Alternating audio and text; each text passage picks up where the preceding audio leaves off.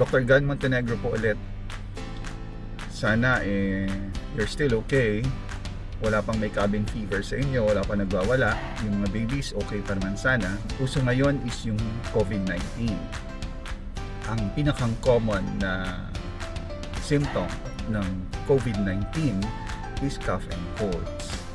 And hindi porke meron po kayong ubot-sipon may COVID-19 na kayo. It doesn't follow. So, sabihin, yung ubot-sipon common lang siya sa COVID-19, pero hindi po lahat ng may ubot-sipon may COVID-19. Okay, so ano po ba ang ubot-sipon or cough and colds? Dapat po talaga actually hindi cough and colds, no? It's supposed to be colds and cough. Hindi naman sa pag namimiloso po, pero kasi yun yung order. Nagsisimula sa sipon and then eventually magpo-progress into matigas na ubo, and then pagkatapos ng ilang araw magpo-progress din into maluwag na ubo. So kadalasan po, lalo na sa mga bata, mapapansin nyo, kahit na wala kayong ibigay na gamot, pagkatapos ng mga ilang araw gumagaling.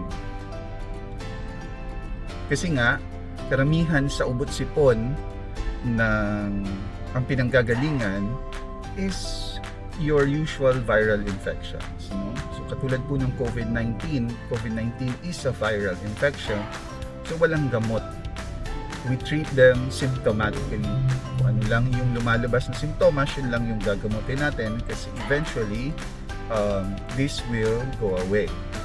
It's a self-limiting disease. So, most commonly self-limiting. Pero ano pa ba yung pinagmumulan ng ubot-sipon? Common din po na pinagmumulan is allergies. Sa panahon natin ngayon, madami pong pwedeng maging trigger ng allergies. Nandyan yung usok ng sigarilyo, usok ng tambucho, ng mga sasakyan. Nandyan din po yung pollens, yung mga particulates natin. Pollens. Andyan din po yung dust ng alikabok. Tapos andyan din po yung, syempre, yung pwedeng pagmulan din yung mga microorganisms, bacteria, and viruses. Sabi ko nga kanina, magsisimula sa sipon. Ang sipon po kasi is a defense mechanism. The purpose of your mucus production is to trap, para hulihin yung mga foreign substances, katulad ng mga nabanggit ko kanina, viruses, bacteria, alikabok, no, dust particles, smoke particles. Ang purpose po niyan is saluhin para hindi na pumunta sa baga, no, mula dito sa ilong papunta dito sa likod, sa ngalangala, sa lalamunan, diretso din sa dinadaanan ng hangin, din sa airways, and then pupunta sa baga. The main objective ng defense mechanism ng respiratory tract is wag papuntahin ng baga. Kasi once na pumunta na yung baga, tinatawag na natin yung pneumonia. No? Magkakaroon ng inflammation of the lung parenchyma, yung tissues ng lungs, pneumonia na po yun. No? So always start with an upper respiratory tract infection or inflammation. Dito muna. So kaya nga po, may buhok tayo sa ilong. Ang purpose po niyan, meron po yung silbi, no? Ang purpose ng buhok sa ilong is saluhin yung mga malalaking particles. Kaya tayo nagkakaroon ng kulangot. Then pag nakalusot dun sa buhok, is tinatrap naman po. Kung papansinin niyo, pag sinilip niyo yung ilong nyo, basa yung loob, no? Basa yan, moist, pati hanggang dun sa loob, no? Ang purpose naman nun is para dumikit yung mga mas maliliit na bagay, na particles. Andiyan na yung bacteria, yung viruses, yung mga dust particles na hindi nasala nung buhok sa ilong. So pagkatapos, ano mangyayari? Pag na-trap, yung iba nagiging kulangot, no? Nilalabas na lang natin basta. Yung iba naman, nagiging sipon. So yung sipon, sa atin, sinisinga natin, no? So pag sininga mo, tanggal na, wala na siya sa katawan. Pero magsisimula po kasi yan sa malabnaw na sipon. So yung malabnaw na sipon, tutulo sa labas, ganun din tutulo sa likod. And once na tumulo yun sa likod, it will now trigger your cough reflex. Uubuhin kayo. So yun yung dry cough. Most of the dry cough, if not all, comes from post-nasal drip. Doon po sa likod tumutulo. Sa mga bata, sinasabi nila masakit daw yung lalamunan. Totoo naman po yun, no? Katulad natin matatanda, ganun din. Magsisimula yung parang makate, masakit. So ganyan tayo ng ganyan. We try to clear our throat.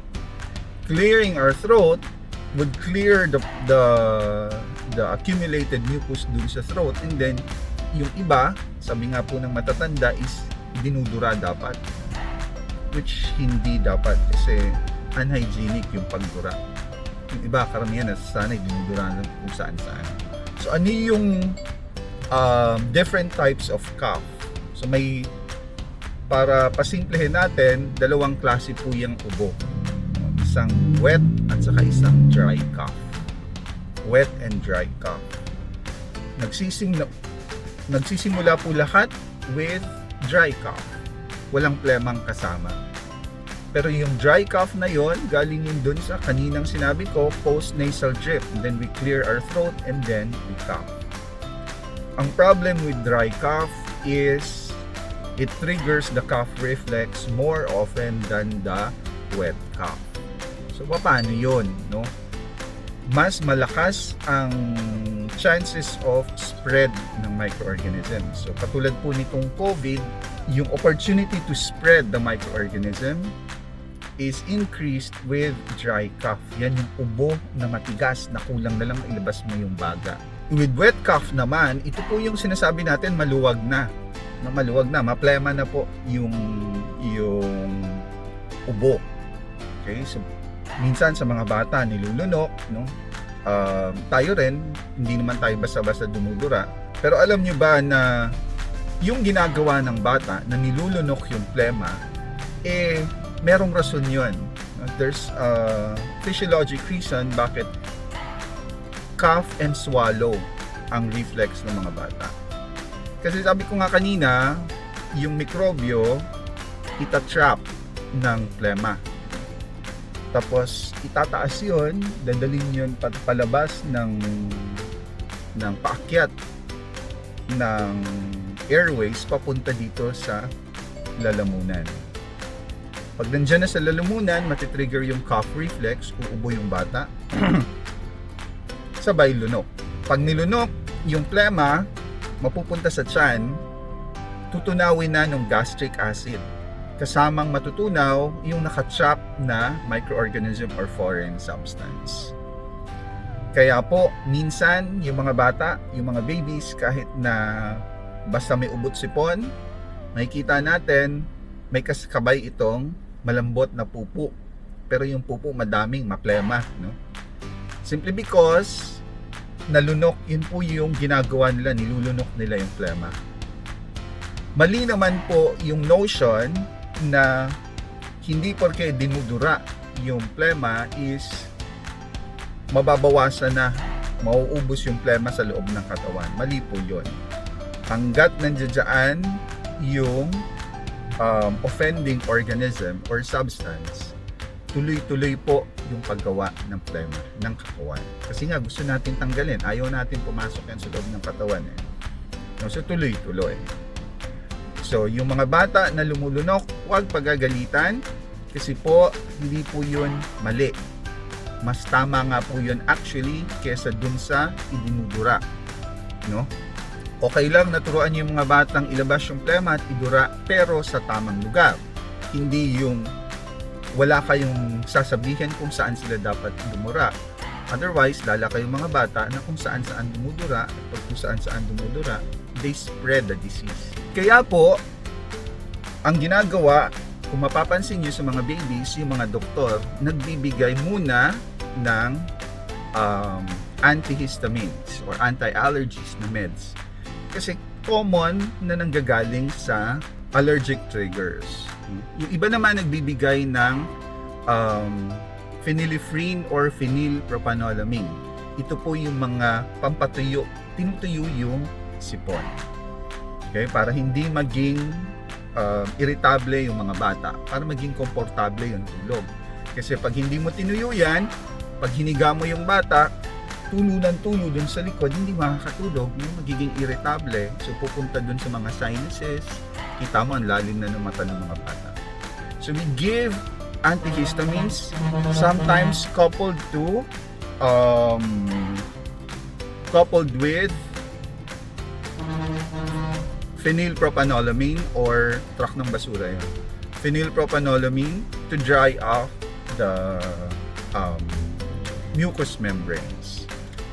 So, yung mga binibigay niyo pong mga ambroxol, carbocysteine, these are mucolytics. During the first parts of cough and colds, wala pong silbi yun. No? Sayang, huwag niyo munang bigyan. Bibigay niyo yon kapag yung plema is maubo na, maputok na. Yung ubo is maputok na or maplema na, maluwag na yung ubo. That's the time you give mucolytics. Decongestants first, then mucolytic after. But the whole time, pag may fever, bibigyan ng paracetamol. The whole time na merong ubot sipon, tandaan nyo, gumagawa, they produce mucus, no? So yung pag-produce ng mucus depletes the fluid levels of the body. So nababawasan yung tubig. So what do? Painumin na madaming tubig yung bata. Okay, so hopefully naliwanagan tayo ng konti tungkol sa ubot sipon. Kung kailan tayo magbibigay ng mucolytic, kung kailan tayo magbibigay ng decongestants. Okay, ito po si Dr. Gan Montenegro. Marami pong salamat sa pakikinig. And hopefully, makagawa, since madami tayong oras, makagawa tayo ng mas madaming videos para mas maliwanagan kayo. Please don't forget to like and subscribe the videos and of course, share it so that everybody will get to know what to do during these times. Ito po si Dr. Gan Montenegro, nagsasabing maraming salamat. See you next time. Bye-bye.